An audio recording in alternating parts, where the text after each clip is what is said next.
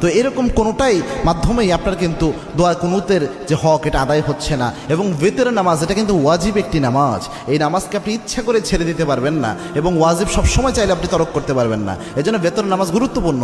এবং কি আল্লাহর হাবিব সাল্লাল্লাহু আলাইহি ওয়াসাল্লাম বলতেন, ইন্নাল্লাহা বিতরুন ইউহিব্বুল বিতরা, আল্লাহ রাব্বুল আলামিন নিজে বেজরকে আল্লাহ রাব্বুল আলামিন নিজে ভালোবাসেন। সুবহানাল্লাহ। এবং আল্লাহর হাবিব সাল্লাল্লাহু আলাইহি ওয়াসাল্লাম সফর অবস্থায়ও প্রায় সময় চেষ্টা করতেন বেতের নামাজ যেন ছুটে না যায়। আল্লাহু আকবার। এই জন্য বেতের নামাজ মা বোন যারা রয়েছেন, বিশেষ করে আমার যুবক বাবা ভাইয়েরা যারা রয়েছেন এবং আমার বাবাজিরা যারা রয়েছেন, বেতের নামাজে আপনি দোয়া কুনুত পারছেন না, আপনি কি করবেন?